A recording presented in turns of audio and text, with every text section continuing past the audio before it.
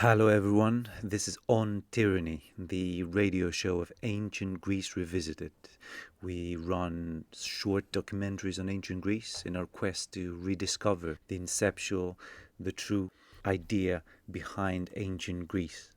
In this branch called On Tyranny, we try to open the discussion up and explore ideas by inviting scholars, academics, artists, historians, to try and apply some of the lessons that we've learned and we're still learning in our journey towards ancient Greece.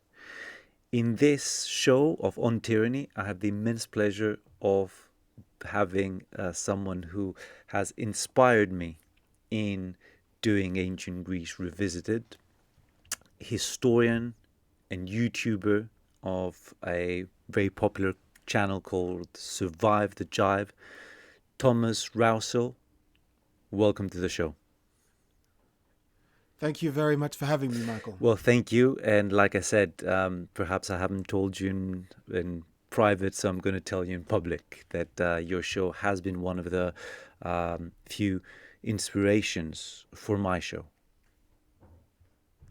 Well, I'm really pleased to hear that because I also really enjoy your YouTube channel, and I think the quality is really high, and also that you're dealing with some topics that most you can't see being dealt with in most other places on television or on YouTube. So it's a great honor to be told that. Well, yes, that is what we're doing. I mean, the quality is definitely also due to my great collaborator, Adam, who's not here today. Is the director, editor, everything visual. I'm writer, researcher, presenter. But on my side as well, yes, this was the original idea behind Ancient Greece Revisited, to try to tackle not necessarily new topics that no one has thought about, but the same topics from a very different angle, which I think is very needed today, because we keep regurgitating in the West, and you know how ancient Greece is the pillar, one of the pillars of all cultures. But my question is, do we know it, or do we have a version that suits us? And whether once our culture gets in trouble and our narrative stop working, and if ancient Greece has been turned around through these narratives, you know, we're going to be left with no tools for guidance. But I sense your journey was very different because you came on board very early. Tell us a couple of things about how you ended up doing Survive the Jive and what's the thinking behind it. Well, my journey to where I am now has been really based on a fascination with religious and mythological themes, and my academic background, besides studying media and my undergraduate degree, as a postgrad I did medieval history, but my focus was only on trying to understand the pre-Christian religions of the Norse and the Anglo-Saxons. But this interest had been sparked long before. When I was a child at Catholic school, I didn't really enjoy the mythology of the Bible, and I got in trouble with teachers sometimes because I didn't like some of the things, and I refused to worship a donkey in the nativity. I said I wouldn't sing the song that we had to sing about the donkey because I considered them to be unnoble beasts, Right, and that's things very like that. interesting. So I didn't, and my teacher when I was in year 4, so I think I was 8 years old, she taught me Greek mythology, in Greek and Roman mythology, and then she said, "Wow, we found your calling," because suddenly I was really interested, and it began with the 12 tasks of Hierarchies that I really took suddenly I was fascinated by it, and that love of mythology has always been there. And then later in life I became a practicing pagan, but I decided that I ought to really investigate the paganism of my English ancestors, being an Englishman. So that's when I started to, it wasn't until quite late in life I started to actually look at Anglo-Saxon and Norse paganism, because I'd always only been exposed to Mainly Greek and Greco-Roman when I was a child. Yeah, no, that's fascinating. I was about to say that that teacher did a great service to the Greek cause, but perhaps a disservice. And I can relate myself because I also went. It's interesting because that I can run my life in parallel because I went to a Catholic school here in Greece. Which was religious enough. I won't say, religion was a very big part. The Christian faith obviously was taught, but I guess perhaps in contrast, no one had to interject and introduce me to Greek mythology because it was also in my environment. So we were taught a few things at school. I remember I was actually looking at some of my old books from elementary school, and they had the Jason and the Argonauts expedition in short, which is very touching because we just finished a series about it. But that contrast, like you said, for me, it was the contrast and the similarities. The just the names of the heroes, although they're rarely called that you find in the Bible, were very foreign. I didn't know anyone who was called Isaac, or Abraham, but I knew of people who were called even Hercules,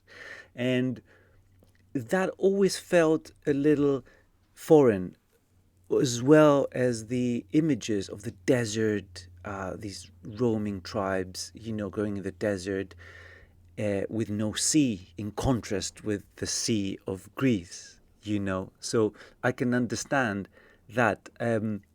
I did not know that you consider yourself a practicing pagan, which I'm sure you take very seriously, in contrast with how it's presented. When did you make that definitive turn to consider yourself a pagan?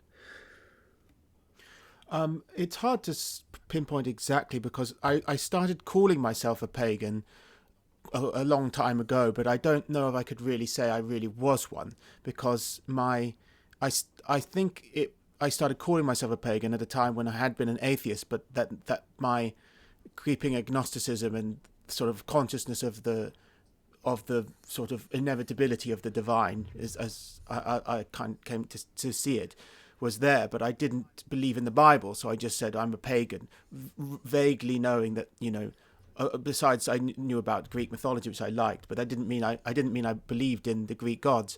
I just meant I was somehow believe in something, but I didn't know how to define it. As that was a long time. I would tell people I was a pagan, but then when I started to actually research English paganism and Indo-European paganism in general, and to try and really understand how it worked as a belief system, then that informed my own beliefs as I was doing it. So it was quite different from a normal academic when they study religion. They're trying to, or they're studying ancient religions, they're just trying to do it in quite a cool, rationalist way. Well, I would like to think I was rational about in my studies, but I was definitely collecting information for a purpose, which is to inform my practice and my belief system.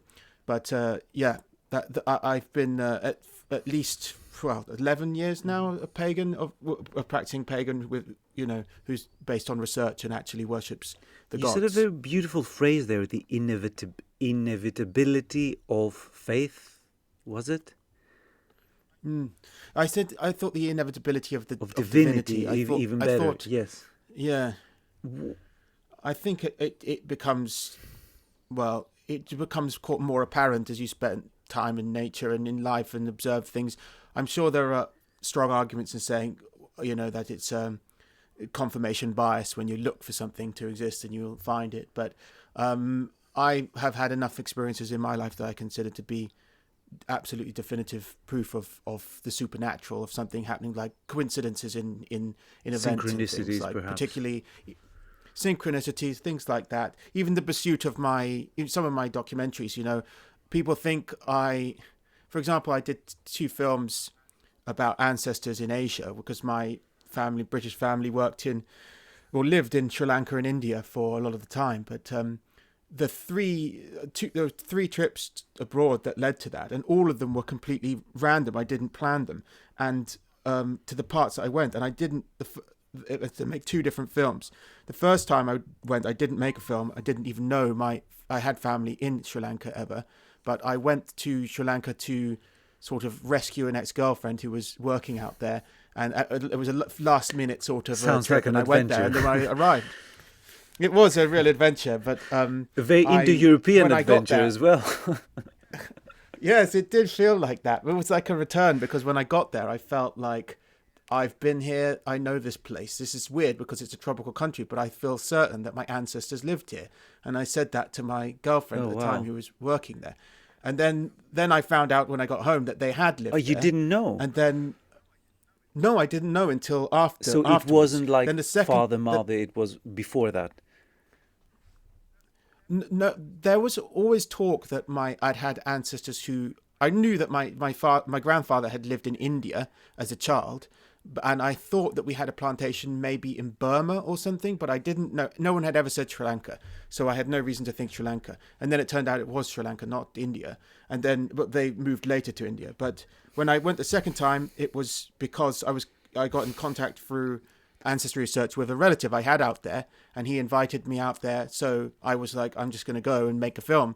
And then and I made a film about my ancestors in Sri Lanka, which is on my channel. But then the third time I made a follow-up film in India about what they did when they're in India. That was not planned either. That was just, I was working for the WHO at the time, and I was sent to that exact part of India to deliver a talk.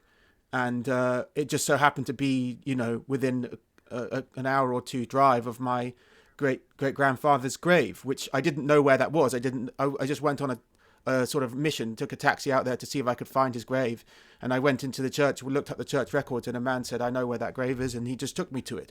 So it was, I didn't even know where he was going to be buried there. But these kind of things are so impossibly, the chances of them happening are so slim. There's a girl to be rescued, a man looking for his ancestors, and a plantation. I mean, this has to. Yeah. Did you have to kill a dragon? Well, maybe metaphorical ones in the form of food poisoning and things like that, but no literal. I did pick up a couple of snakes and things, so that's. But I quite like reptiles, so it wasn't such a great arduous task for me. Yes, and that's very interesting. As you, just to take you a little bit before, as you were moving, let's say, phases in belief from, Christian, I guess it was drilled into you without even knowing, atheist, agnostic. Did you pass from an Eastern phase? Because I sure did, Buddhism, Hinduism, however you want to call it. No, not exactly. I came to be interested in Hinduism and Buddhism because I was a pagan, and I saw them as sort of philosophies of a world before the Abrahamic monotheism. So although I don't see Buddhism necessarily as, it's not the same as the belief system of my ancestors, but it is compatible to some extent. And I also, I look at Buddha the way I look at Plato or someone. They're all, great holy men and thinkers who have contributed, given perhaps, wisdom contributed to mankind's knowledge of being.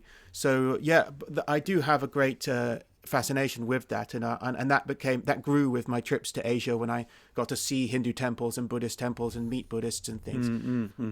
Because I had a fascination, and when I was much younger, and I read the works of Osho, Bhagwan Rajneesh.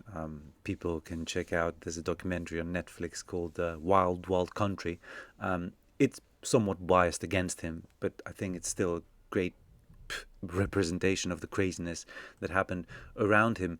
And by the way, I have a mixed view. I still hold him in high regard, at least partially. But I was fascinated by, I guess this watered down version, unfortunately I have to admit now, of Buddhism and Hinduism. But last year exactly, I went, as I was here in Athens, I went to a celebration, I was invited to, as I was talking about serendipities. As I was researching a little bit for my show, I was invited to like a closed circle ceremony of Shiva. I think it was 22nd of February, if I'm not mistaken. And until recently, I was still wearing that little bracelet they gave me, and all the chanting was in I think even Sanskrit, if I'm not mistaken. And there was one moment where we're called to raise our hands towards the sky, and say Mahadeva. And at that moment, I was fascinated because I almost understood the word Maha, Mega in Greek, great, Deva, Deus, Zeus, Theos, God, great God Shiva. And it was a very Indo-European moment. So, Yeah. yeah, please. No, I was just thinking that sounds like a great introduction to when the topic of Indo-Europeans is when you recognize that synchronicity. And for me, it was I just when I saw Buddha's temples and things, I was just wanted to. I mean, I've been in Catholic churches in my childhood a lot with idols of saints, but we didn't really worship them. Whereas it was really interesting for me to see people kneeling before the idol of Buddha or Shiva and praying to them and offering them incense and pouring milk libation or whatever, just like Europeans used to in Greece and Rome and in other parts. So it's such a really, I think for some people, if they want to try and imagine the feeling of ancient Greece or ancient Rome, India is kind of a great way of helping them to do that. It's places like India where that kind of religious feeling is still Yes, alive. absolutely. And it's incredible to know that it's one of the last surviving pagan traditions, a real one, an unbroken one. And you can find, I guess, I haven't been myself, but I guess you can find, like perhaps even in Athens, the person who was leading that ceremony that I just mentioned.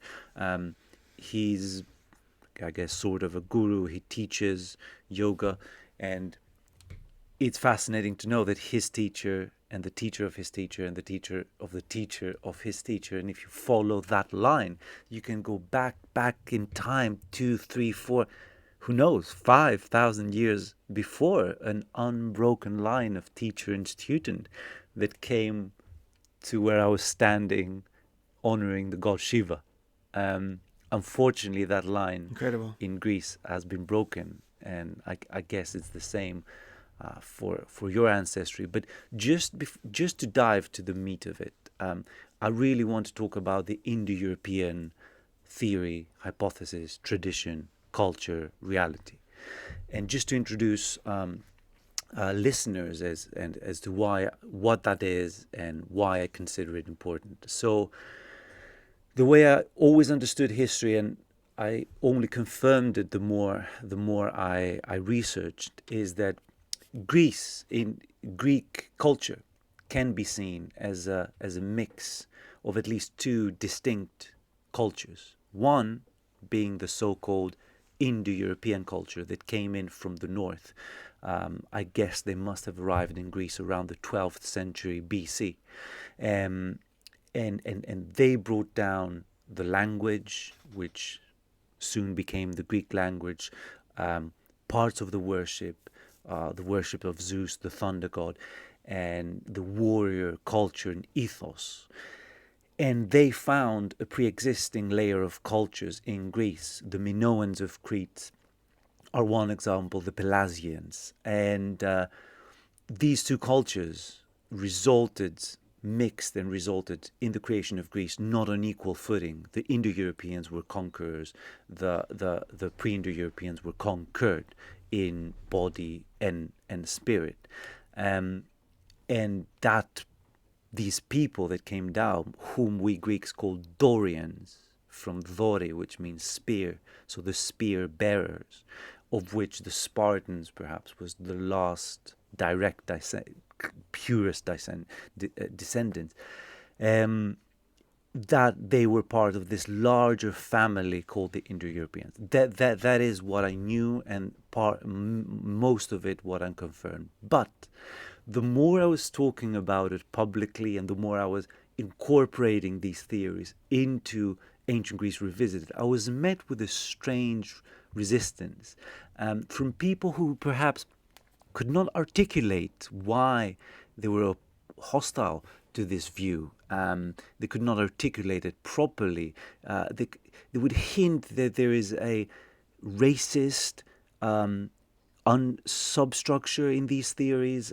Some would claim that they were all made up by German racist theorists.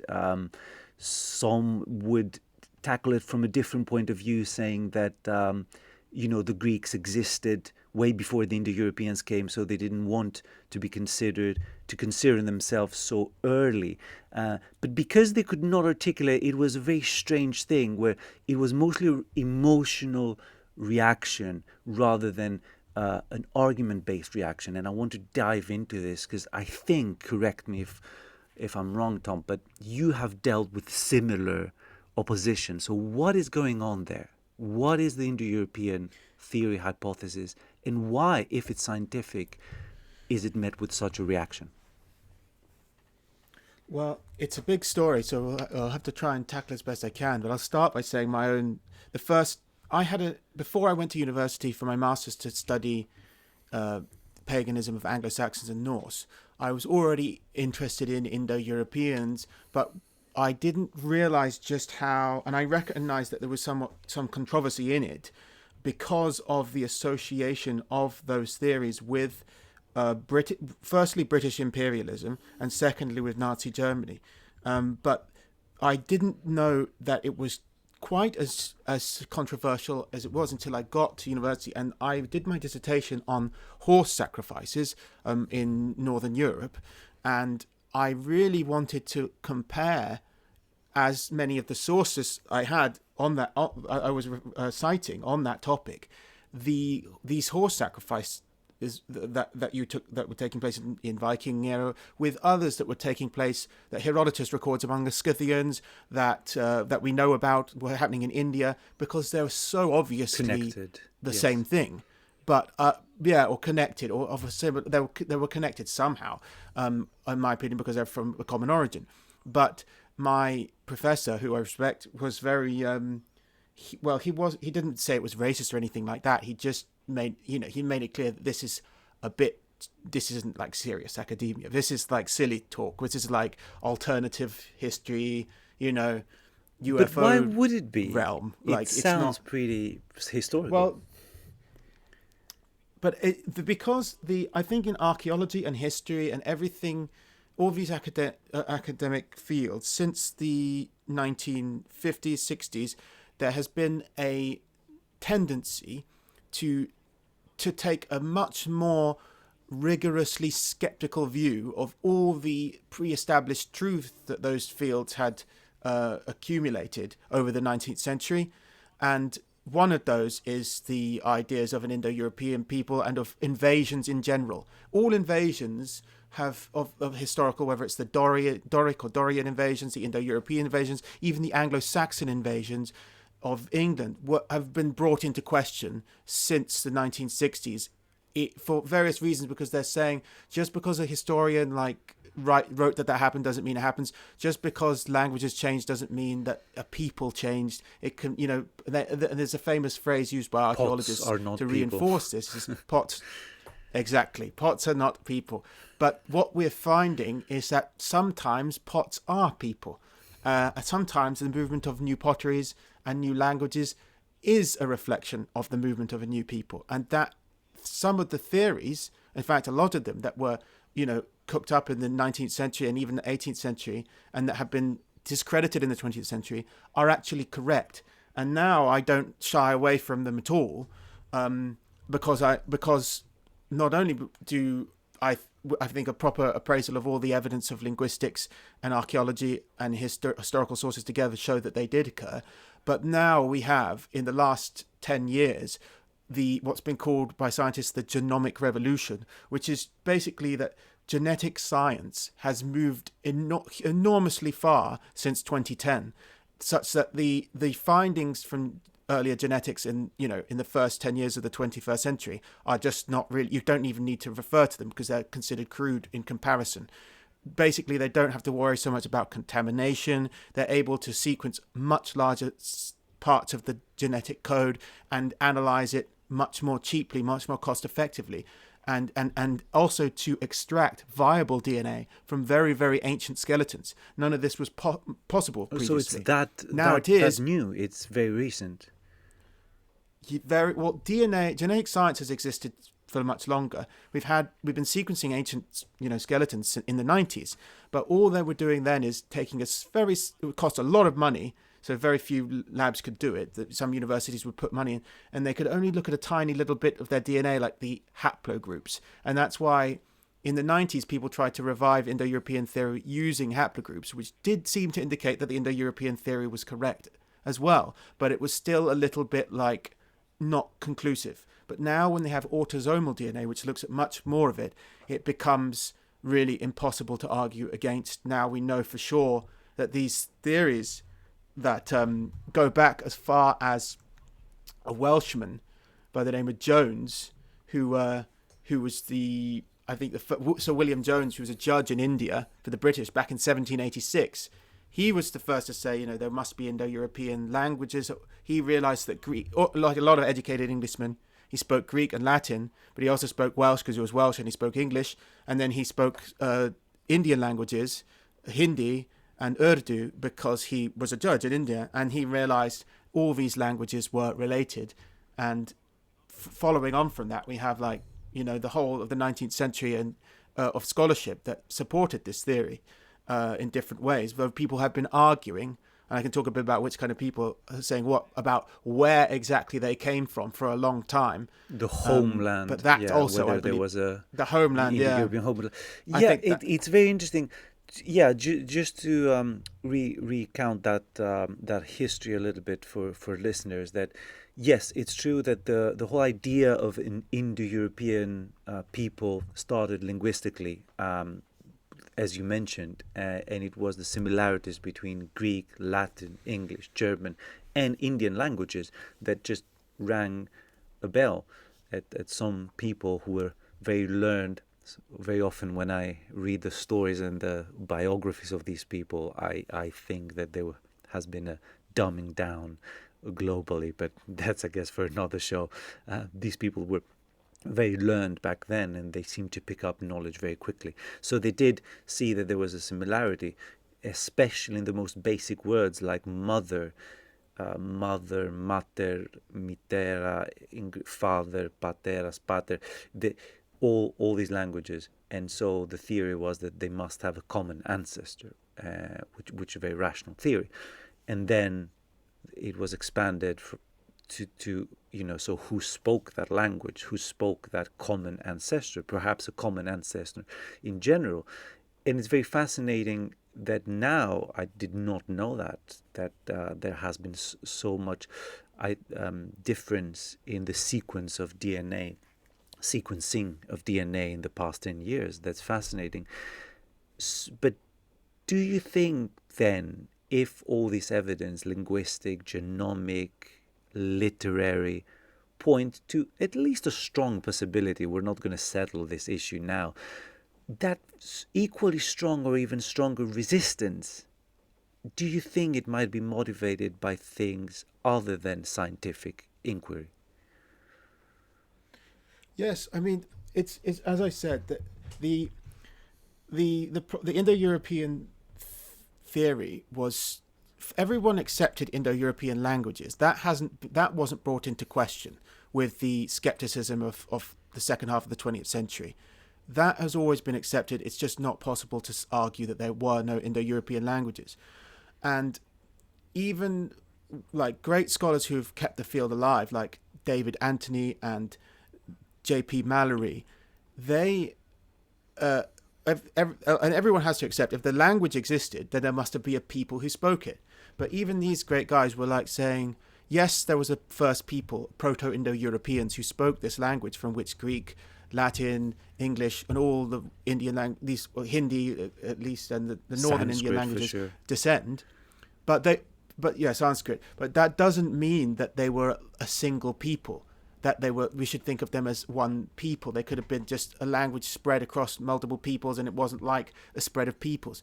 And they argued that, but that is what, because that was what's controversial, because the I think politically there was a desire in the West after the Second World War to reimagine the history of mankind in what many saw as a more optimistic perspective, where that the interactions between different groups of humans have mainly been motivated by a mutual desire for trade and cooperation, rather than war. and that the whole rather than war and bloodshed, and that this whole like patriarchal Victorian view of history was coloured by their own colonial perspective, and that caused them to misjudge the past.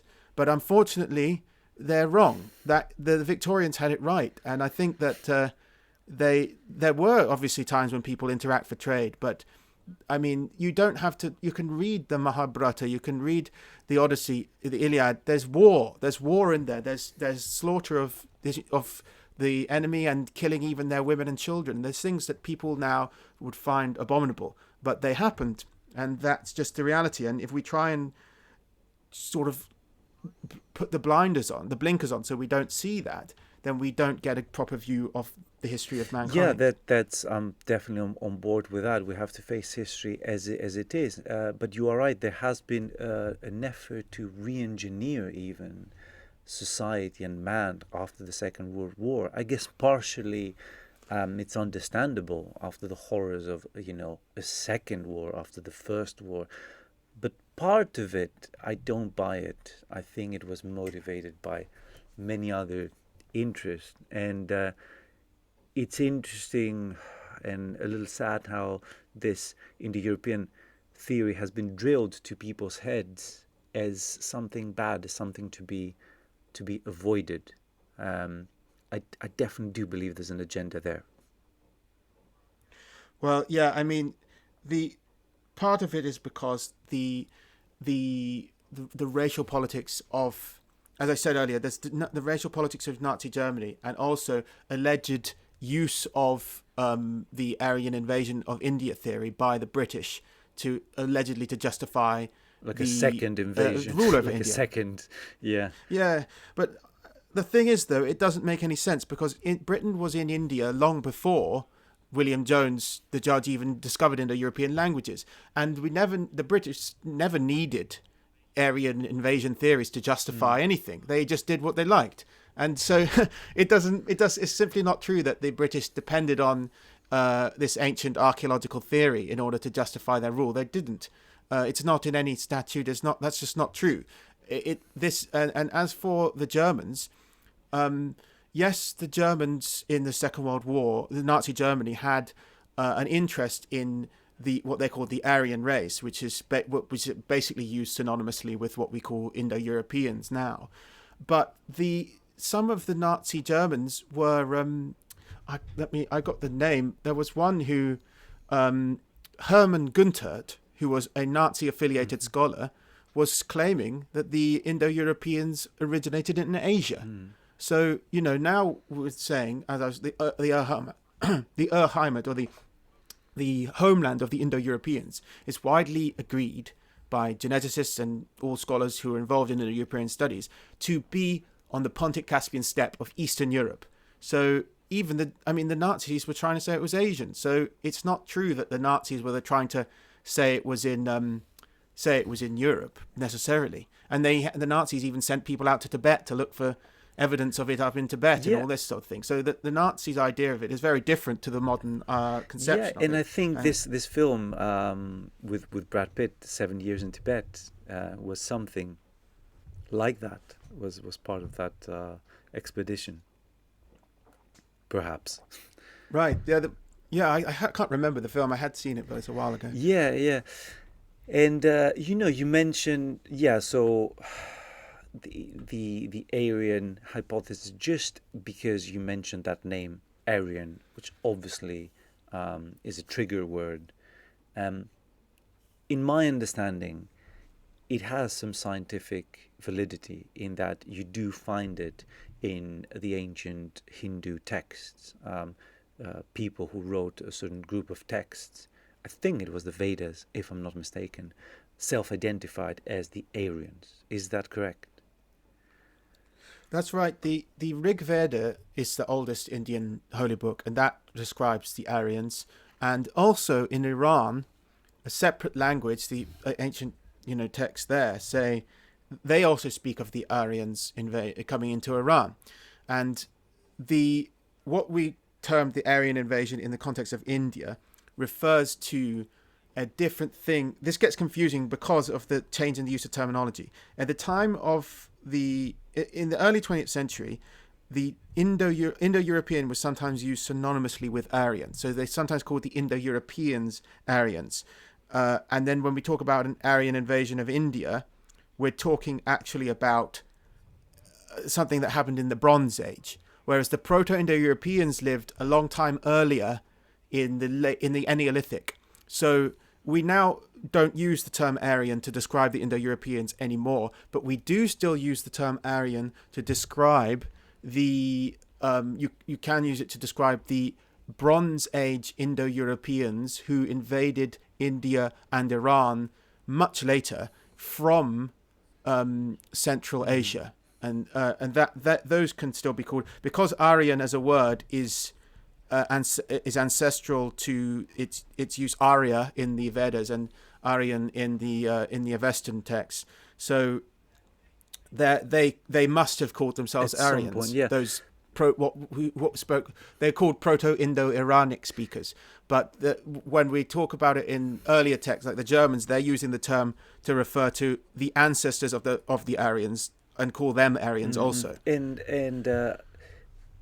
there's a very interesting observation by a scholar that I'm sure that you know at least by name, Riccardo Duquesne, who wrote The Uniqueness of Western Civilization. Yeah. And he traced that uniqueness back into the Indo-European culture. And for people who might be interested, there's another book which shorter, I think it's called The Faustian Spirit, and that Faustian spirit of exploration, pushing the boundaries, surmounting Duquesne traced back in the Indo-Europeans. Duquesne is someone who has been definitely demonized by the media because of his views. I've followed his work, and I can say that personally I find it very unfair, his demonization. But there's one little quote that I want to mention as he was defending that Indo-European hypothesis, and as you referred, Tom, that the preference nowadays is towards slow migrations, driven by economic pressures and demographics and just a multicultural approach.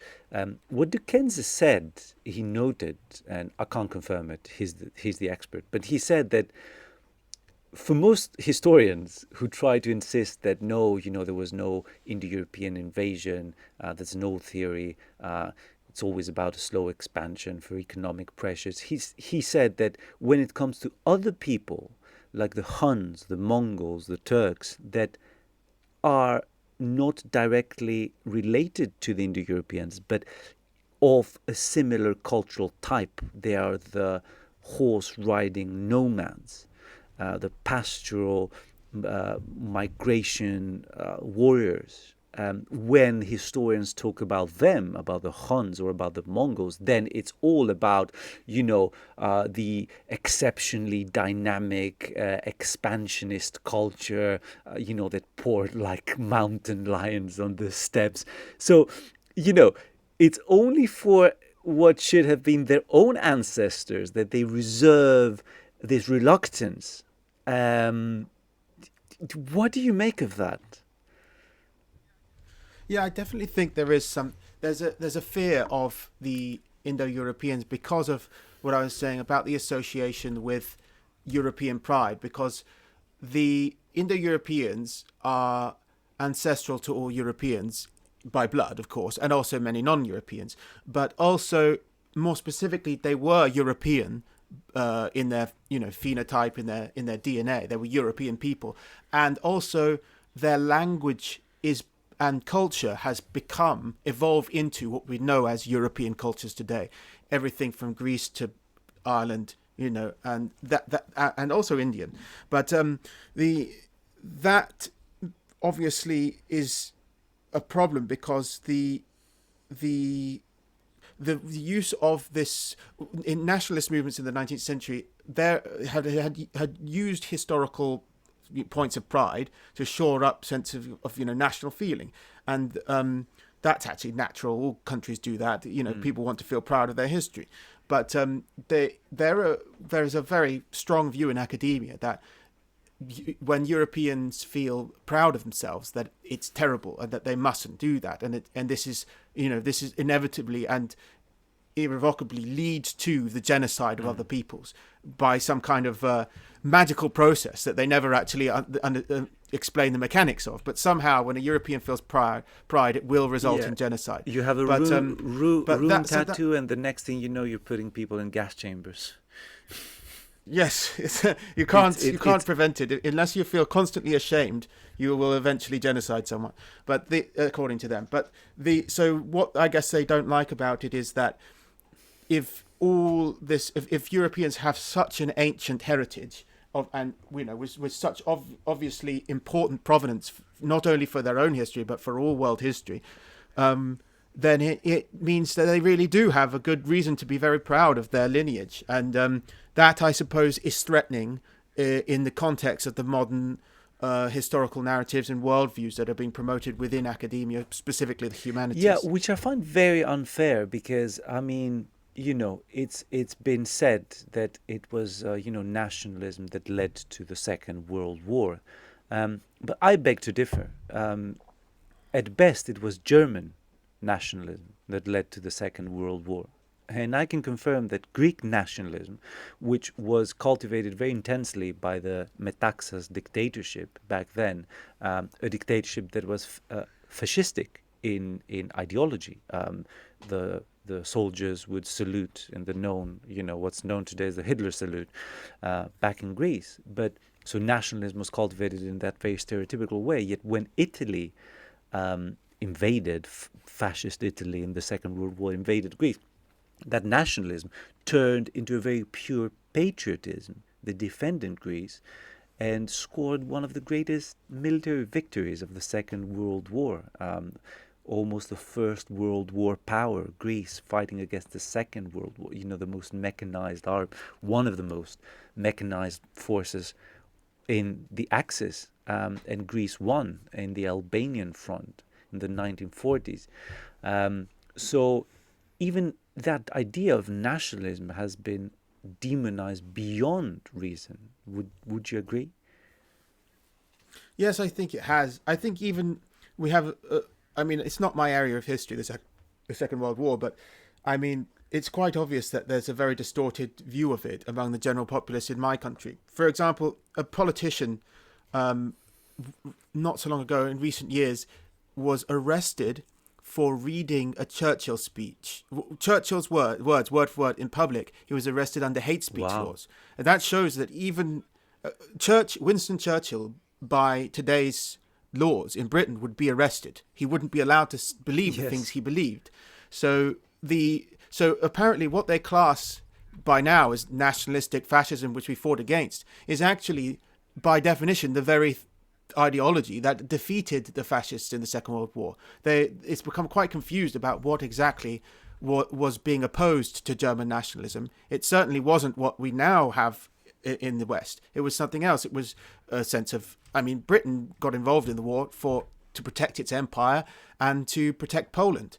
And nowadays we were taught that our reasons for joining the war were quite different from that, and that's simply not true. But the war aside, the problem is that we have there's a great fear of what used to be quite normal and widespread in Europe, and it's still widespread in other parts of the world. It's quite refreshing when I get out of Europe to see people from other countries who just have a quite uncomplicated pride in themselves and in their ancestors. But obviously within history they think that this needs to be. I mean, they can rightly say that nationalism can be an obstacle to sensible discussion of the past. And within the history of Indo-European studies, it certainly has been. And I think in that sense, if it was limited to that, where we should say we shouldn't let our nationalistic prejudices colour our perception of history, then that's reasonable. But when it goes so far as to, completely deny, obviously, historical facts, because they're worried about whether that would feed into nationalist narratives, then they become the distorters of history themselves. Yes, yes, yes. I couldn't agree more. And like I said, when other people are proud of the past, we're okay with it. When I think in the capital of Mongolia, as it stands, I think the main airport is called Genghis Khan, and if you compare that to Winston Churchill being censored, I mean, you can see, people can understand what I'm talking about there. But back to the actual culture of these people. What do we know? We obviously imagine, or at least I imagine, the Indo-Europeans being a warrior culture with a warrior ethos. Does not mean that they invented war and people before them did not wage war, but they gave an importance to war. And just to mention that word one last time, this Aryan, from what I understand, also means noble. And I think that is also important on how they saw themselves as an aristocratic warrior type. Could you tell us about that? Yeah, sure. I mean, in the 19th century, there was already a conception that the Indo-Europeans would have been warlike. And this was based partly on archaeology, where we see, in the corded ware culture, which is the western extent of the Indo-European culture, which was the earlier version of it is called the Yamnaya culture archaeologically on the steppes. But when it moves into Europe, it's called the corded ware culture at first. And there's a lot of battle axes, and to some extent, like stone axes, like with stone heads that for intended mainly for bashing people's skulls in, but perhaps also ceremonial and religious in another sense. And these were seen, and the people were concluding, archaeologists concluding, these are warlike people. But then when the linguists come along, they also looking at it and seeing, this seems to be a warlike people, and they're concluding that the proliferation of their material culture must have been due to their being more warlike. And this theory sort of culminates in the 20th century with the Lithuanian feminist historian, archaeologist Maria Gimbutas, who really shored up the Russian steppe hypothesis, which is now vindicated by genetics. And she was the one she wasn't the first to actually propose a South Russian origin. There was actually, I know that I think one of the first people to do that was an Englishman, Robert Latham, but I don't think he was the very first. But he did that in 1851. But Maria Gimbutas is the one who really made it popular. And in the 20th century, her only major opponent was Lord Colin Renfrew, who argued that the Europeans came from Anatolia, but he has subsequently admitted he was wrong since Maria's died.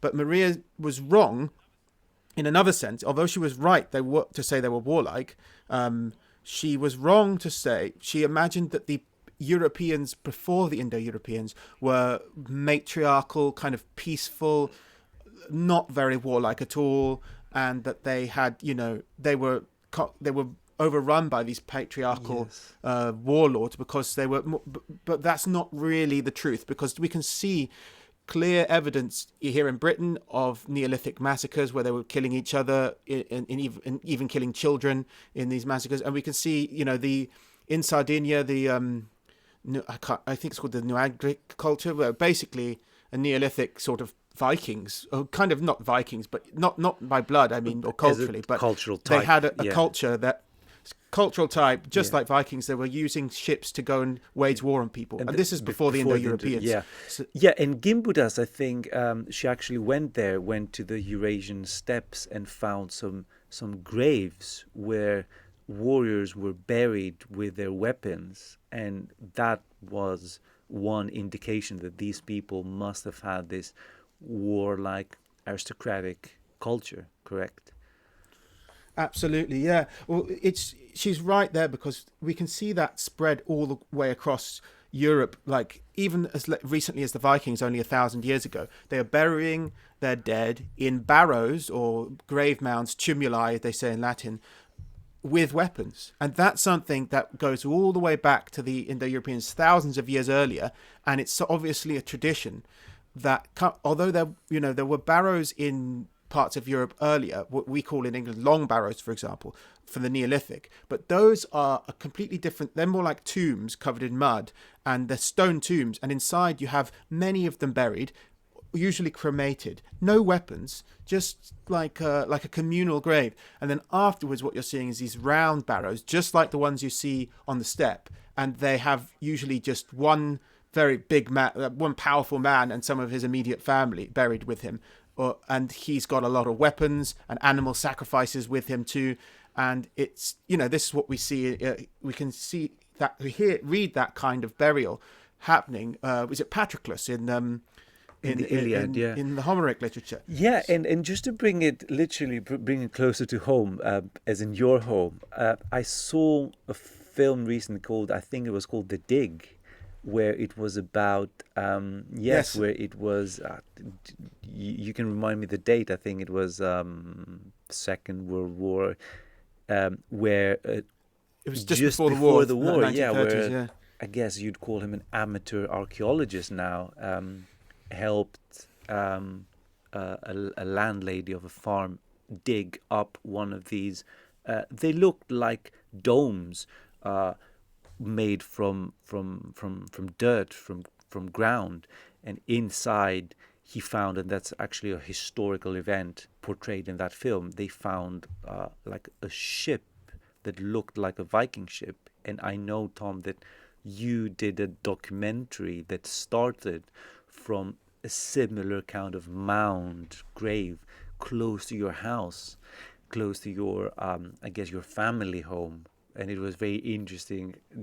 I think you took us a little bit into your life, how you went there as a child and played and climbed that mountain, and then staying late, I guess, on your first dates on top of it. And then later on, you came back as a historian to talk about them, right? What is the connection there with your life as well? Yeah, that's in my film called From Ruins to Ruins, A which great is on YouTube. title, by the way. And thank you. Yeah. Well, I really enjoyed the other film, that The Dig, as well, because it showed the change in attitude that was necessary in England as a result of it, because we had this silly expression called the Dark Ages. It came from Plutarch and from the Enlightenment, that the idea that this period of history was just very primitive, and because we didn't have any writing from the people who lived before 8th, 9th century, I guess you're talking about. Well, a bit earlier than that, because just after the fall of Rome and the departure of Rome from Britain in the 5th century, and before the establishment of a Christian literary tradition in England, you have all these centuries of dark, literary darkness, because these people had an oral tradition. They were singing songs that were ancient and whatnot. But then when you pick up this 6th, 7th century Anglo-Saxon grave, what you're seeing is that it has a sword, just like the ones described in Beowulf. It's a burial type like that described in Beowulf.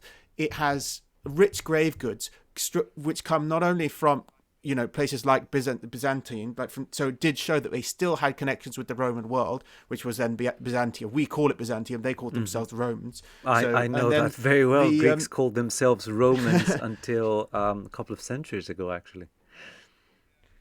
Yeah, and then even also like with this, that helmet has Syrian metals in it. It has Sri Lankan garnets in it. The idea that there were the backward people who didn't understand the rest of the world it was completely had to be abandoned then. And archaeology was showing that these were of an advanced people with very wealthy and rich culture, and that culture, which was that was an Anglo-Saxon grave presumed to be of King Radwald, so about 1400 years old. But the style of that burial, with a big mound and a rich man inside with all his grave goods, his weapons, and sacrificial animals, that's very Indo-European. It dates back to the much older style of burials that we see on the steppes and that Gimbutas was looking at.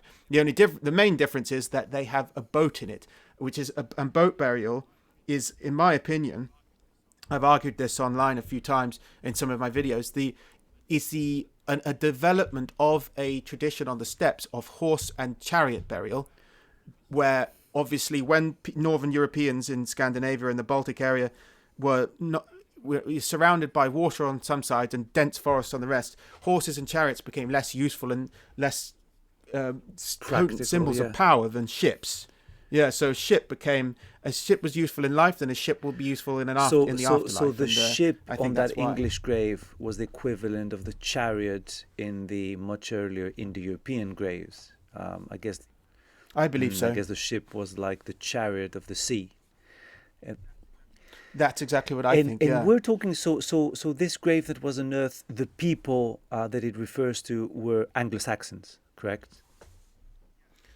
Yeah, so this is hundreds of years before the Viking Age, but the original Anglo-Saxons were very much like the pagan Anglo-Saxons were very much like the Vikings who came a few hundred years later. But by the time the Vikings arrived, they were sufficiently different culturally to regard each other as foreigners, and that difference was mainly due to the fact the Anglo-Saxons had accepted Christianity. And the Vikings hadn't. And just back to Gimbutas' theory, just because I like being corrected, I don't like to continue being wrong. Gimbutas, yes, she was this feminist archaeologist. By the way, we mean feminist. It's nothing like modern day feminist, okay? And she was, I don't think she was even second wave feminist, but she was a feminist that every man can relate to and respect and accept. For her, but perhaps that gave her a bias. So you're saying that perhaps she got, as I started this interview, I mentioned about these two cultures that I believe made up Greece, the Indo-European Dorian culture and the pre-Indo-European Minoan culture. And Gimbutas, whose book I had, at least one of her books I had read very early and inspired me, you're saying, Tom, that she got the Indo-European part largely correct, but perhaps she exaggerated the passivity, the peace-loving nature of the other pre-Indo-European side of the equation. Is that right? Yeah, that's what I was saying. But I should specify that we can be certain that the Indo-Europeans were patriarchal now even more than ever, not only because previously we saw the archaeological evidence, also linguistically we can see that they had a culture that was male dominated, with women being passed from one family to women married into a man's family, which is traditional sort of form of a patriarchal form of marriage. But also now we can see that reflected in the genetics, where we see that it's the male lineages that are being preserved through marriages, and male lineages which are dominating of these haplogroups R1a and R1b through Indo-European spread. So she was right about them being patriarchal. But the idea that the Neolithic cultures were matriarchal is not really supported by evidence. I should be a little bit cautious to say that the Neolithic cultures of Europe, by the time the Indo-Europeans invaded, had diversified for well over 1,000 years. So we shouldn't necessarily think that the Minoans were exactly the same as the people who built Stonehenge, because they probably weren't, but they were closely related.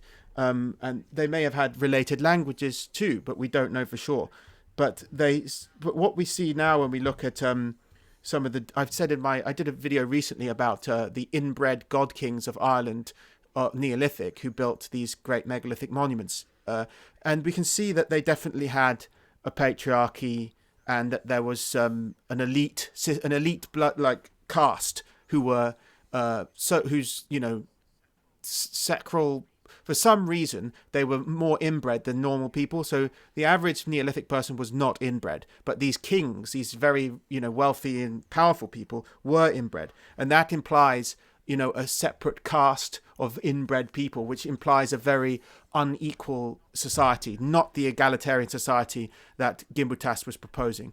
And then when we see the distribution of haplogroups, we can see there's some patriarchal practices in marriage, and we can also see evidence that I've mentioned already of war.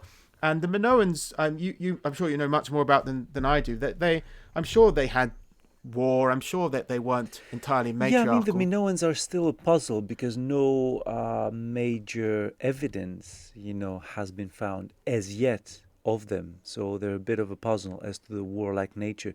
But taking it from another view, more spiritual and more pagan, regardless of the actual reality on the ground, let's say, if you were to be transported into the Yamnaya Indo-European culture and then transported to Minoan Crete and then transported to England at the time of the Stonehenge. Apart from what you would see in reality, there's the spiritual imprint, let's say, that these people left. And it's clear, at least to my eyes, that as the Indo-Europeans stressed the patriarchal, the sky god, the thunder god, there is a different stress in these pre-Indo-European people that we could call more feminine, where a great mother goddess was worshipped perhaps above any other male god, from what we can say, right? How does that pagan connection occur?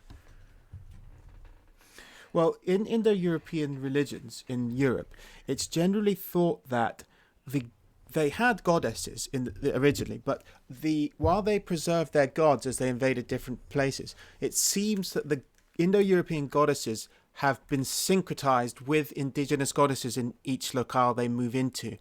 And that's hard to measure in countries like Britain, where we don't have any written or very much, we don't have any idols from the Neolithic peoples, really. We have the big stone structures, wonderful burial stuff, but we don't have anything like that.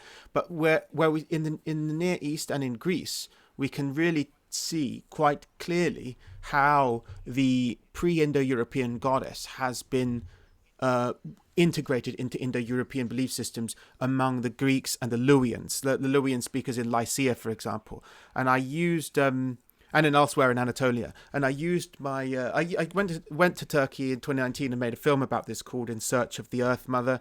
And basically we can see, in the Mediterranean world, these mothers of the crops, like Cybele, Ceres or Keres, Leto, Demetra, yes, Latona, Demetra, these all seem to be very related. And even also not the original Artemis, who Artemis in Greece seems very much to be an Indo-European hunting goddess of the wild nature.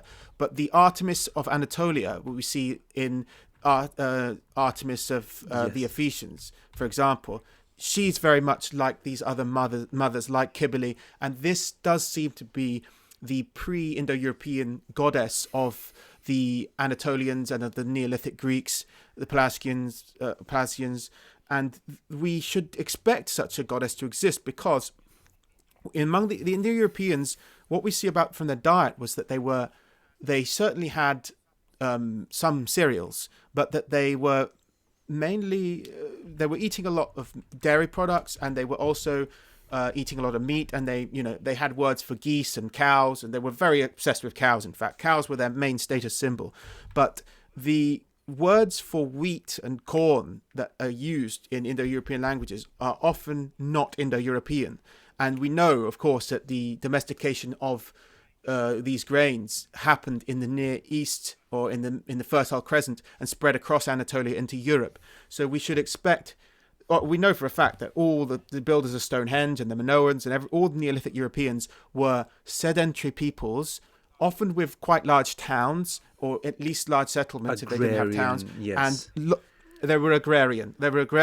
Whereas the Indo-Europeans were focused on cattle and transhumance, moving their cattle from place to place over the seasons and looking for new grounds for their, to graze their cattle, new herding areas. So that made them expansionists to an extent too.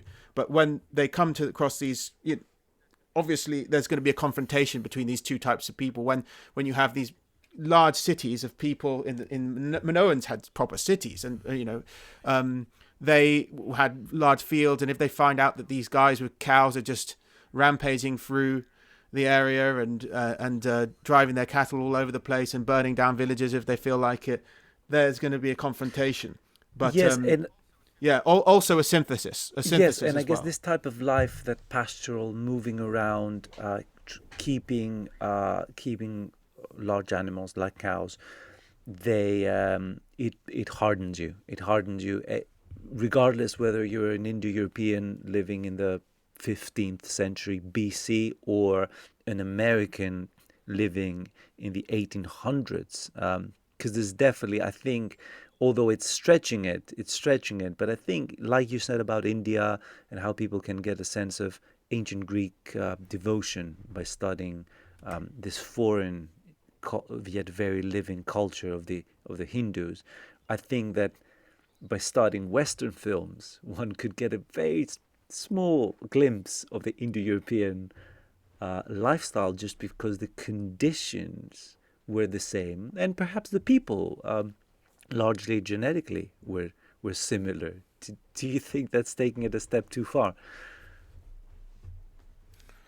Well, I certainly think that they were genetically similar to most of all to modern Eastern Europeans, but yeah, to Europeans in general.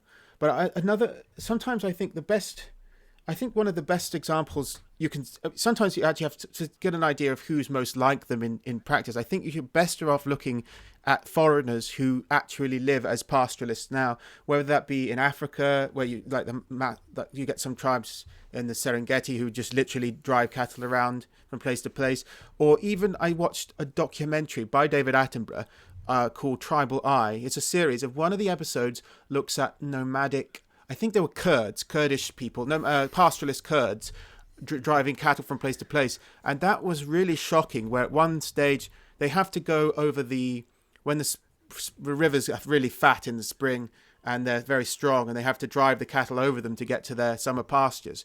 And every year it's a very dangerous affair because all the humans have to go over as well as the cattle. And one of the elders just is not strong enough to go across anymore. And so they leave him to die. And they just decide, okay, this is your last, every year we do this, and this is your last year, because as soon as you can't keep up with us, you're out. And they just left this old man who had been an elder in their tribe to die by the side of the river as they all crossed. And I thought that was probably quite insightful to understand what kind of how emotionally hard people had to be to live like that. And there are some other studies that go on this quite interesting about the young men. There's something called the Choreos, or I think that's the Greek word, and then also people call it the Männerbund in German, or the Comitatus. This is the idea that the Indo-Europeans had a culture where they would send young men out of their society because they were a bit of a burden and a pain in the arse, so to speak, and they would form these kind of gangs where they lived like wolves in the wilderness and had to survive basically as predators, preying on other humans, stealing food, killing people, robbing them. And they would these warrior bands of wolf-like men there was a religious element to it, where they were worshipping the Sky Father or whatever god they associated with the warrior band, and that god became Odin in the Viking religion, and it had different manifestations. There's a wonderful book about it called by Chris Kershaw called Odin, the One-Eyed God and the Indo-European Männerbund. I really recommend it if you want to understand that. But it's also just showing how hard they had to be.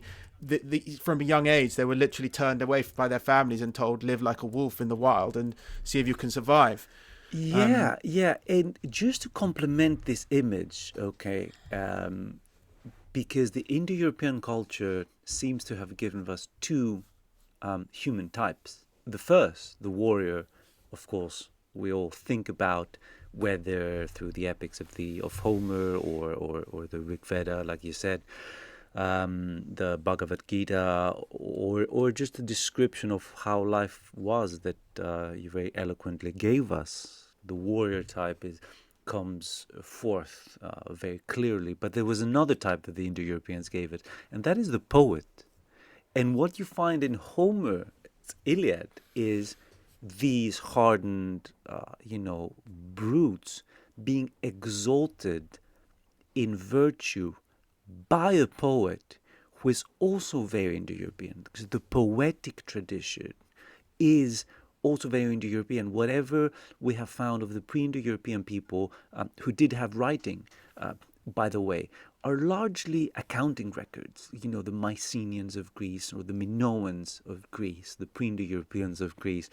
They left written evidence that were mostly accounting records. And then the Indo-Europeans come in with this oral tradition that's like taking language on another level. The similes of Homer, his images, his irony.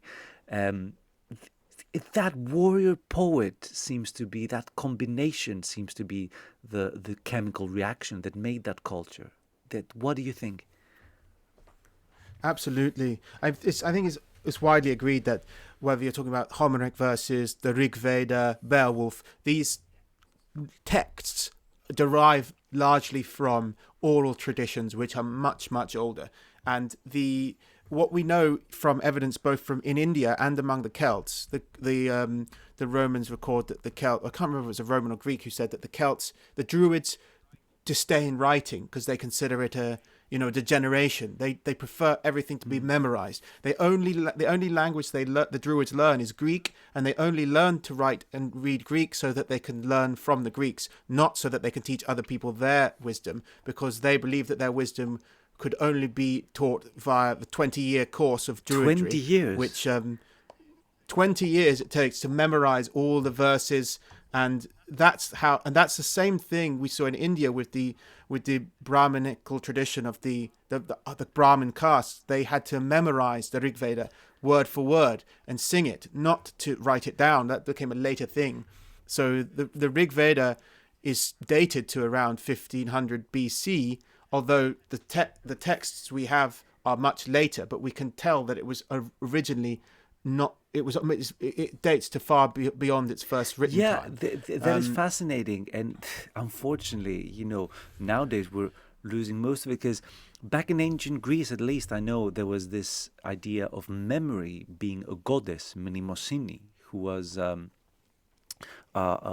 goddess of poetry. And there's this beautiful myth that's in one of Plato's dialogues, where Socrates recounts a legend, allegedly Egyptian in nature, where a god presents, I think it was a pharaoh, he presents the pharaoh with a gift for mankind. So he's almost like an Egyptian, not exactly Prometheus in that sense, but a giver of gifts. And that gift is writing. And he tells this pharaoh, I'm going to give you this divine gift of where people are going to be able to memorize their thoughts, by writing them down. And the pharaoh turns around and says, no, you have not given us a gift. You have given us a poison. And the Greek text plays on the word pharmakon is a drug medicine, and pharmaki is poison. And the pharaoh in the story turns around and says, no, you've given us poison because you have not given us memory, you have given us recall. And there's this difference between memory and recall, correct? And the Druids trained... We're finding the same thing now. With technology, the more we use it, the more we depend upon it. And I think it's, I noticed it myself when I got a mobile phone with a map on it. I always used to learn the directions on a map before I went somewhere, and I wouldn't take a map with me. I just know. Now I can't do that, and I can't remember the way unless I have my phone map. Or it's the same with the calculator. You get used to not doing mental arithmetic anymore the more you use a calculator, and then eventually you lose the faculty, the skills that you previously had. And that's what I think the Indo-Europeans were afraid of when they saw these literary cultures. They're saying you're diminishing your ability to memorize word for word the sacred text. Well, not texts, because they're the sacred songs. And there's a difference there because unfortunately now, with all this very materialistic understanding of the world and of the universe and of life and of the human being, um, what you just said might sound to people like, the loss of, I don't know, muscle mass because we have tools to do our work, which is a negative for sure, but perhaps not a make or break for humanity yet. And so they turn this idea to memory, and they say, okay, so you're losing some of your RAM memory in your head, and you're displacing it in your phone. But that's not it, because something happens when you memorize something, which is not like in the legend. It's not recall, it's mnemos, it's memory. It's different, right? Yeah. Yeah, it's something that I think they recognized. Even in the Norse tradition, for example, Odin, the god of wisdom, he only fears that he will one day, he has two ravens, one is thought and one is memory. And his fear is that one day one will not return. So memory and thought are the two twin pillars of wisdom, and that without them you can't have wisdom that he's trying to teach. But going back to what you were saying about the importance of the poet, that is really well attested in many Indo-European traditions. This concept of kleros is reconstructed as, which is an idea which we see is also reflected in Plato's idea of the tripartite soul. But basically, one part of the soul is based on fame that lives on after your death. And that in the Norse tradition, we hear that in the expression. There's an expression in the Norse sources, the Viking sources, saying, "Cattle die," meaning wealth will die. Your kinsman will die, but one thing will never die: the fame of an honored man. And the way that this fame that they talked about that becomes immortal, and thus the man himself, the hero, becomes immortal, is through the work of the poet, the poet, or even they might be actually a bard, a singer. So we have that in Anglo-Saxon, the shop, the skald among the Norse, the clu among the Gaelic Celts, and pretty much all of them had this tradition of a man whose job is to sing praise songs to heroes and thus make them immortal and to live beyond death. The poet is like the god maker in that sense. Yeah, a very powerful and important man. Yes, and I think some scholars have argued that he was the highest paid profession in his society. Interesting. Yeah, I have a reference in front of me, Benjamin Faustian, so whoever wants to look that up. And you mentioned that phrase, imperishable fame, kleos aphthitnon in Greek, and in Sanskrit, I have it in front of me. I can't pronounce Sanskrit, but it might sound something like saravas axitam. That phrase was reconstructed by linguists, and you find it across all Indo-European cultures, this idea of imperishable fame, which also links to a very strange notion about the afterlife. Because one of the things that we find in Homer's epics, the Iliad and the Odyssey, is a very impoverished view of the afterlife. There is a very important, touching, scary scene in the Odyssey, a part of the Odyssey called Nekia, which is another word for, I guess, necromancy, you could say. When Odysseus goes to the land of the dead, which is not a descent, he doesn't dig into the ground, he just goes at the far reaches of his geography to the land of the Cimmerians. People might recognize the name by Conan the Barbarian, so it's that people. And he pours tributes to the gods, and the dead gather, and he finds all his old comrades from the Trojan War, Achilles being one of them, the great hero. And he turns to Achilles and says, a great man such as yourself, honored in the land of the living, must be a king in the land of the dead. And Achilles famously turns around and says, better to be a slave in the land of the living than a king in the land of the dead. And according to Homer, that is the fate that awaits all of us. What is the equivalent from your side in the Anglo-Saxon world? Well, there's a very complicated view of what they called hell. The Anglo-Saxons and the Norse called hell. There seems to have been, they had a view.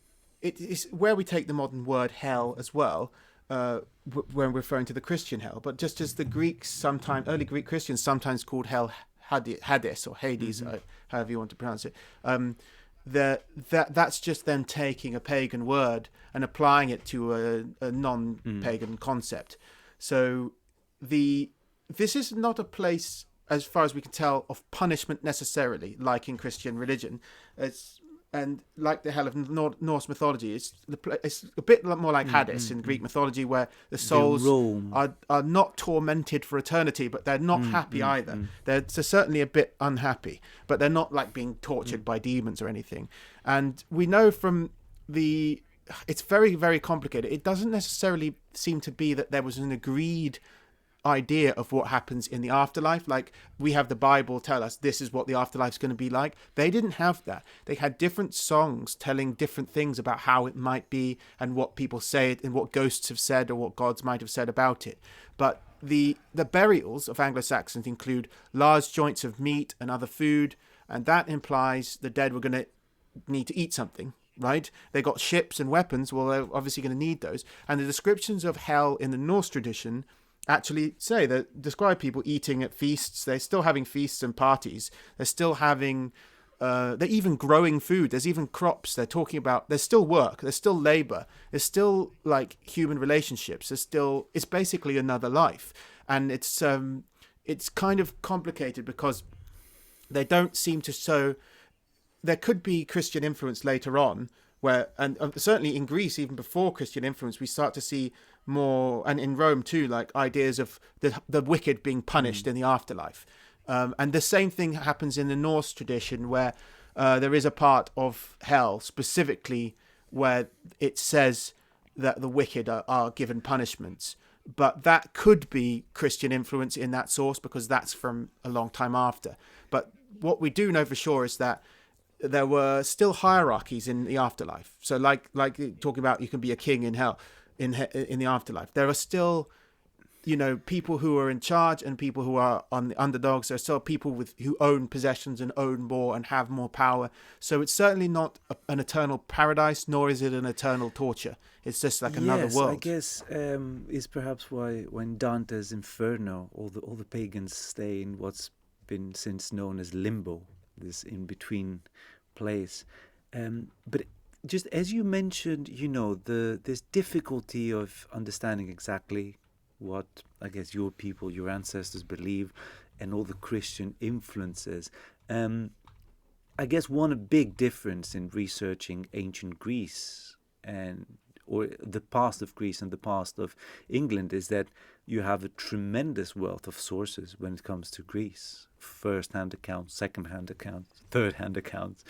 But when it comes, there is starvation. Is it too harsh of a word? Of sources in understanding the Anglo-Saxon past. We're certainly lacking a lot compared to Greece. I mean, the Greek sources for mythology are very rich, and that's something that everyone should be grateful for, not only Greeks, because it gives us a great insight into this ancient culture. Antiquity in general. Yes.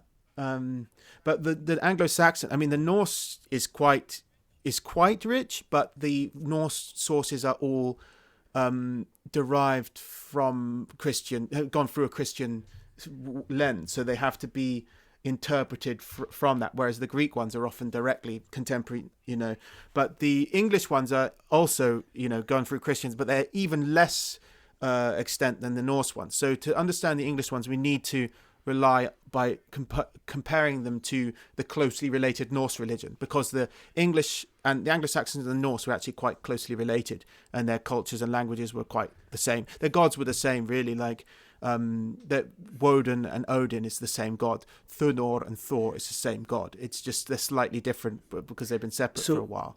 But then we also need to look at Indo-European in general, Indo-European comparative mythology, then we can learn a lot more about what the Anglo-Saxon religion was like by just seeing what things are perennial to all Indo-European religions. You can find them in, India, Greece, or wherever. Then you can be certain that they would have existed in So England we as can well. imagine the Anglo-Saxons having an equivalent to Thor, an equivalent to Odin, an equivalent. Yes.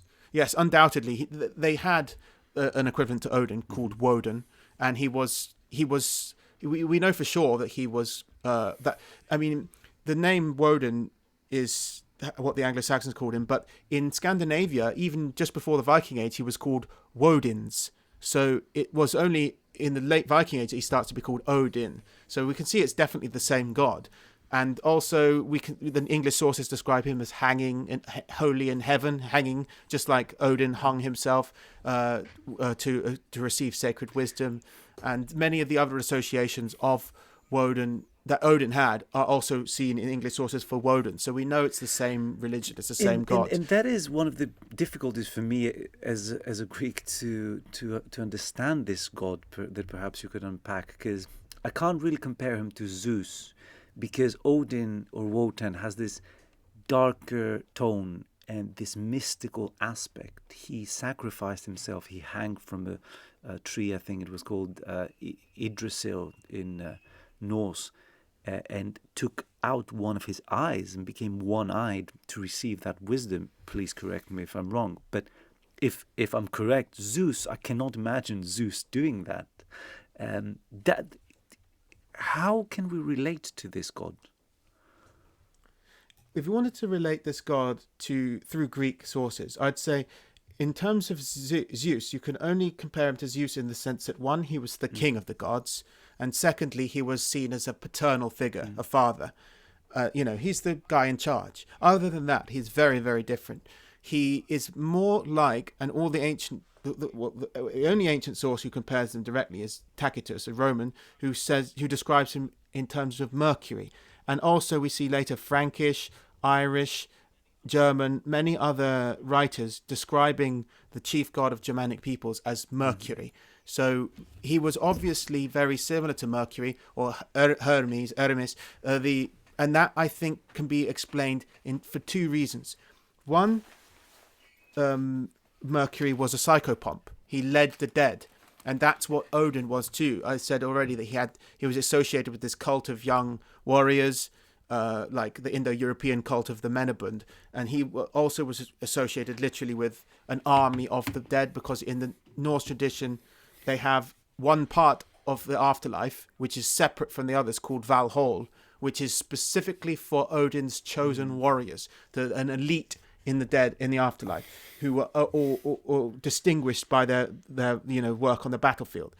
The other thing that he has in common with Mercury, I think perhaps it might be reasonable to say, is that he is he's the leader of an initiatic tradition, like Hermes was and became through the Egyptian associations of the Hermetic tradition. I think that's what they were picking up on when they started calling Odin Mercury, because Hermes was allegedly, he gifted hieroglyphics to mankind, and it says the same thing in the Norse sources, that Odin gifted runes to mankind. So he's doing these kind of similar things. Yeah, and just to relate to what I said, that god in the Egyptian myth who gave writing, Thoth was his name, was the Egyptian Hermes as well. I did not know that Odin was related to writing. Yes, he has this double, or perhaps it's the other way, that in Greece he was split into many gods.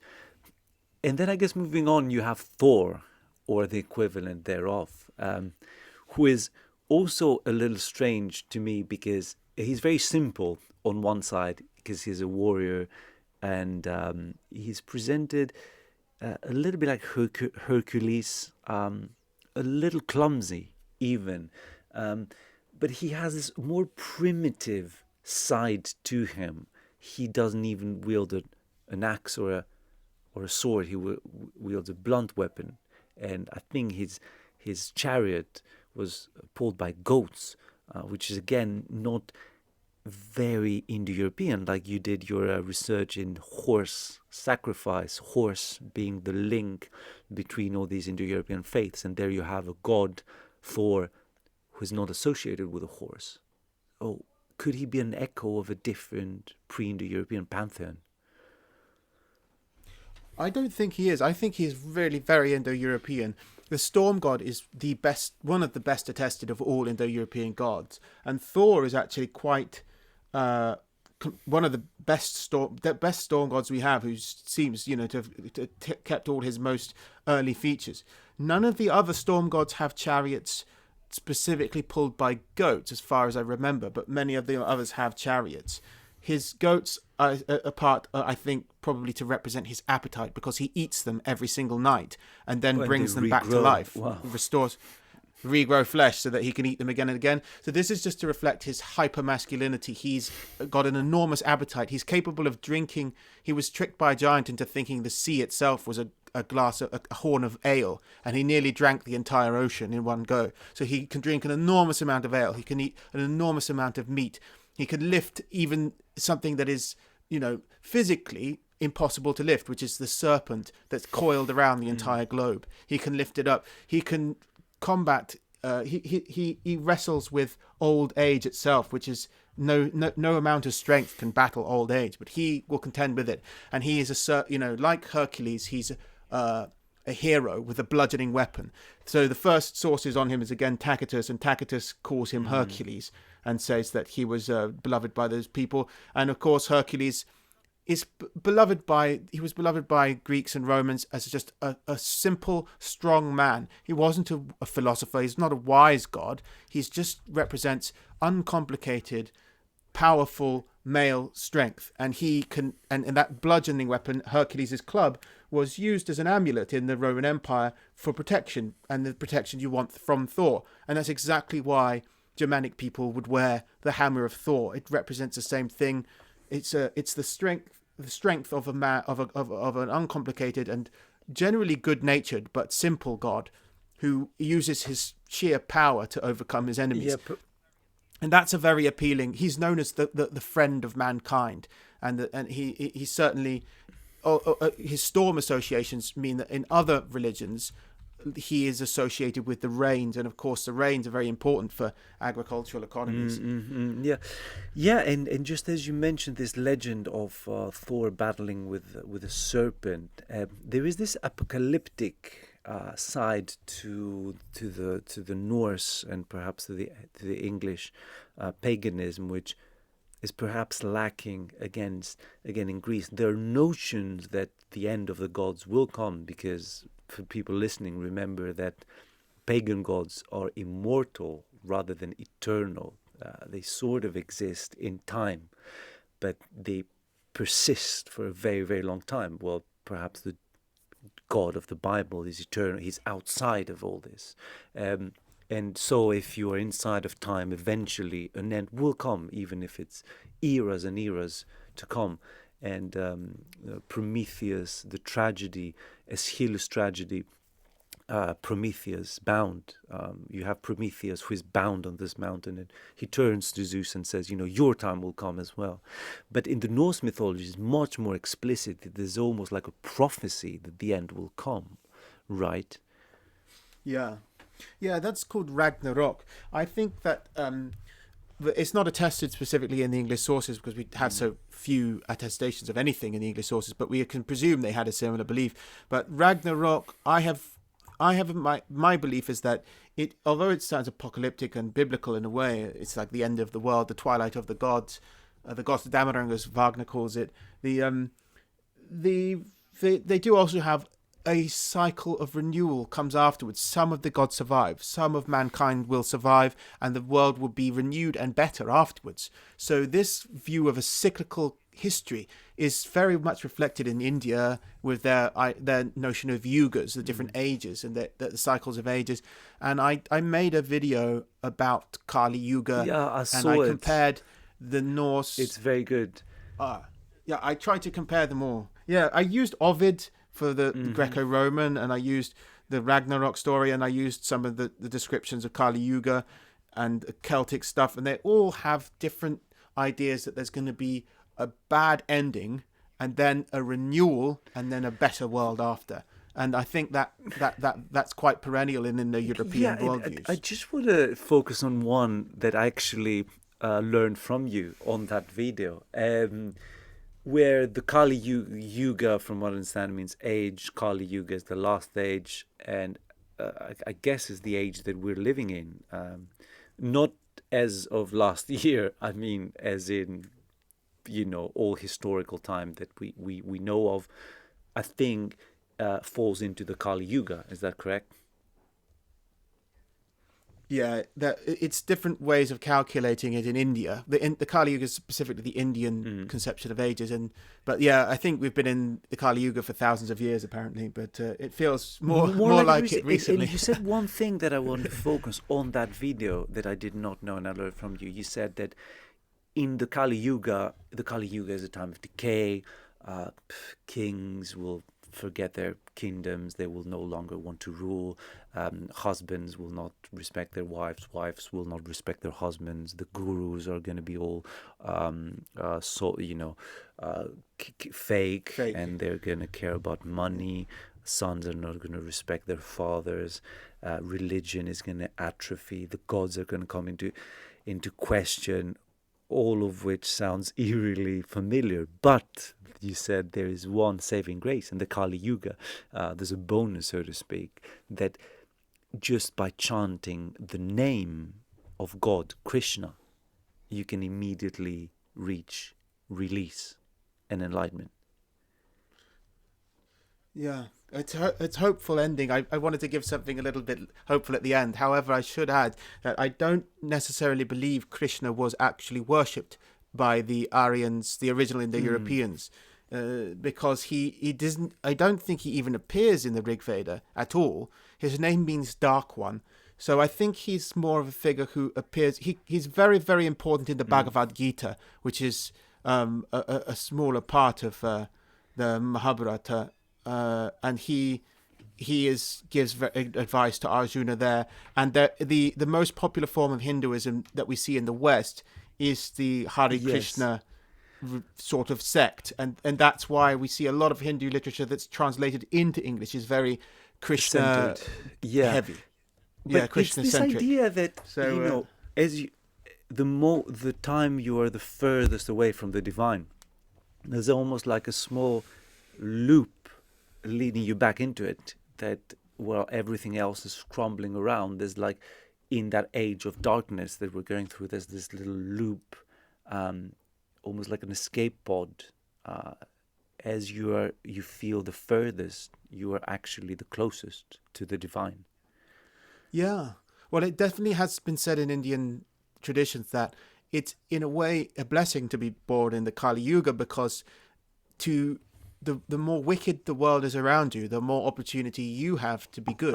And you understand. In a way. And I want to ask you, being a practicing pagan, you don't just relate to this as a fairy tale, because people might say, oh, the Hindus believe, the Vikings believe, but you believe.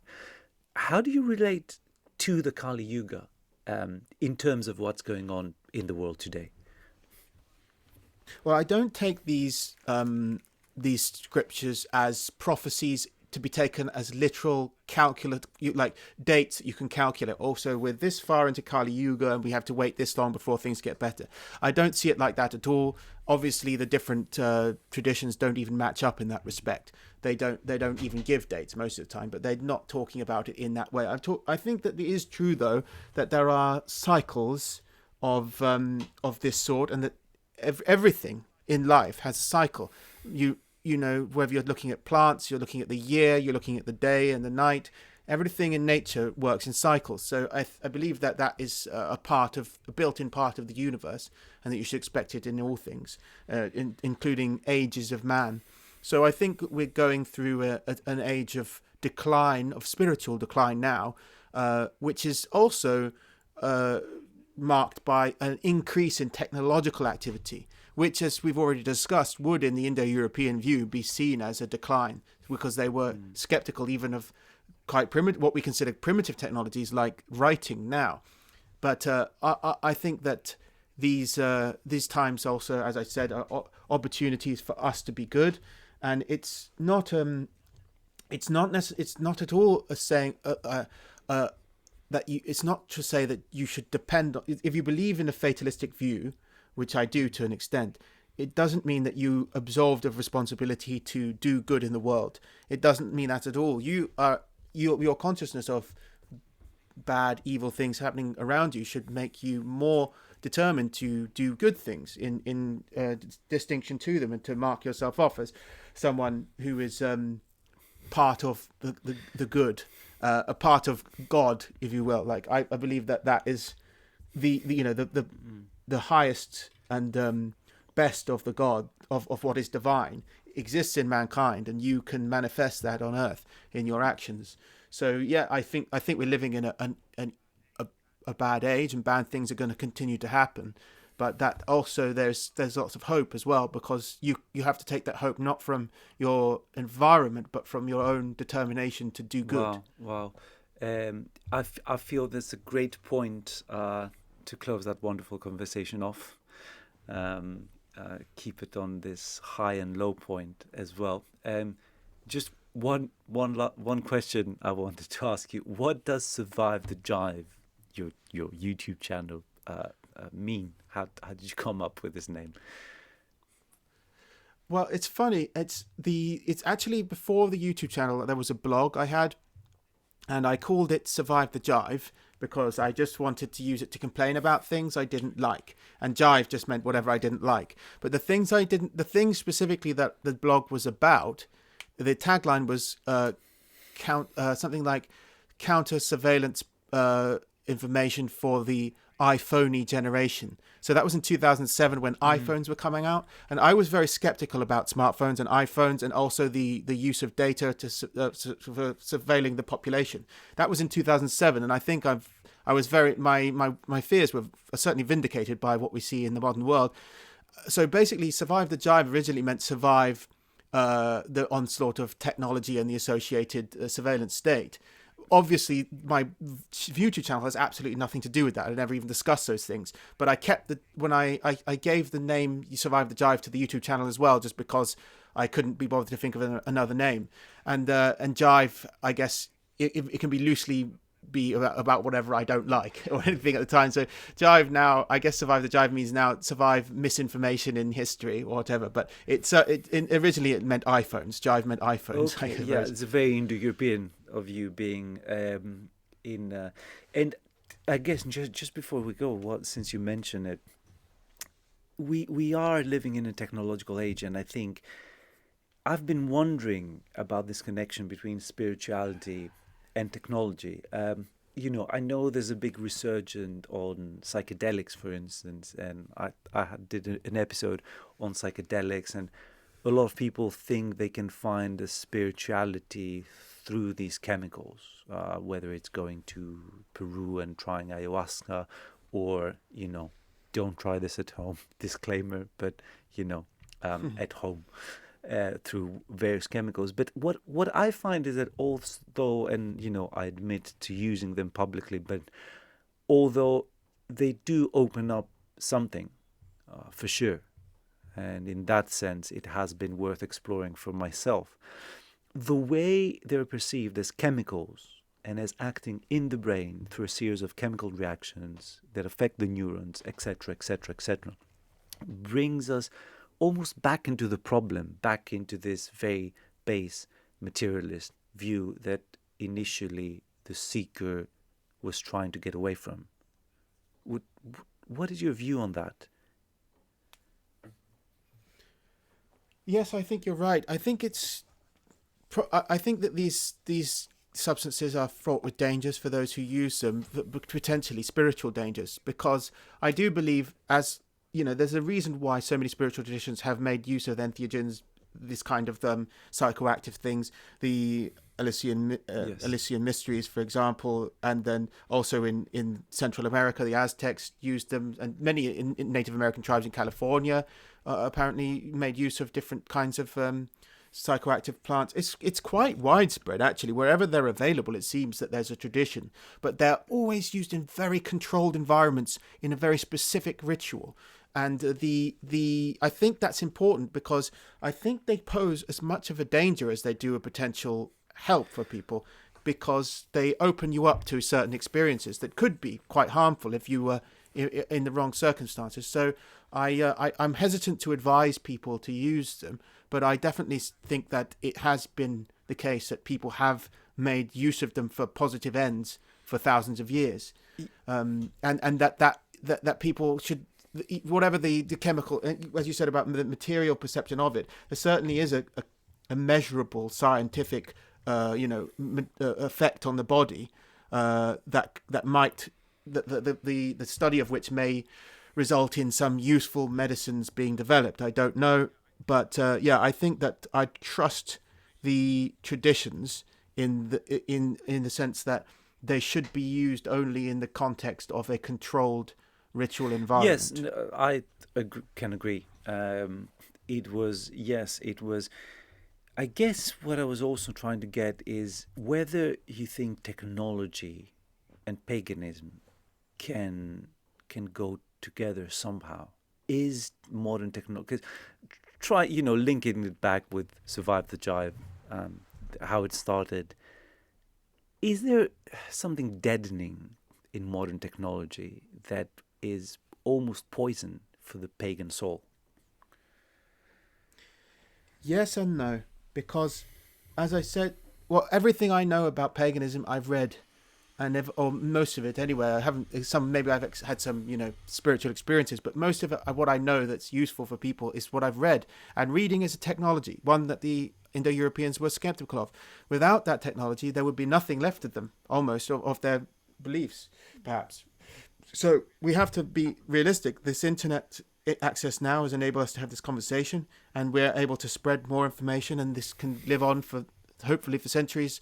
Through the internet, there will be the means by which people come into contact with ancient wisdom, and that's great. But there's also a lot of danger that these technologies pose, and I think that even this was kind of reflected in the myth of Prometheus, when the gift of fire, and the gods didn't want us to have certain things, yes. and they had to be stolen, and they pose dangers to us as well as potential opportunities. So I think we're going through that period in our development as a species, yes, in our development, where we're trying to contend with a power even the gods would be worried about, and many of us are suffering as a result of it, and will continue to suffer. But perhaps also we can find good uses of it. Yes, absolutely. What is the future direction of Survive the Jive is?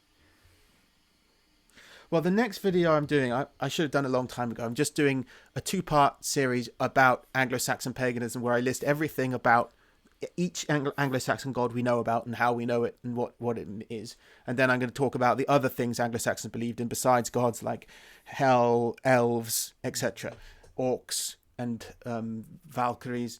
So then I'd like to I'll continue to do videos about the ancient religions of Europe and different, how philosophies like Neoplatonism can help us to understand a pagan worldview in a sophisticated theological perspective. But also I will always keep up to date with the latest genetic findings, and whenever I think something's come up that's interesting and it should inform our understanding of our ancestors and history, I'll do videos about that. And I'll counter any misinformation I see in like more left-wing oriented media whenever necessary. I'll just keep on going with this strategy of combining history, genetics, and religion. Was there a pantheon like the Greeks had the 12 gods, and there were specifically 12? Was there something equivalent in the Anglo-Saxon world? Well, we can't be sure of that, because probably not, but you'll see when I do the video, there's quite a lot of them, more than 12, but not all of them are well attested, and we should be certain that there were more because there's so little survives of it. But what we do seem to see is that in Germanic religion, whenever there was a shrine, it was usually just three gods, and that like a main three who were worshipped at those shrines, whereas other other gods may have been worshipped at certain locations, like they had a specific natural enclave area that was associated with them, and perhaps. yeah. Great. I mean, we can continue forever, I think. I'd like to thank you very much for having this discussion. I definitely learned a lot. I'm sure people who will listen to it likewise. I'd love for us to meet again and discuss these things in the near future. But for now, I want to thank you. That sounds great. Bid you goodbye. Thank you very much again for having me, Michael. I'll put the links on your channel below, and we'll speak further. This was On Tyranny, the radio branch of Ancient Greece Revisited. Be well.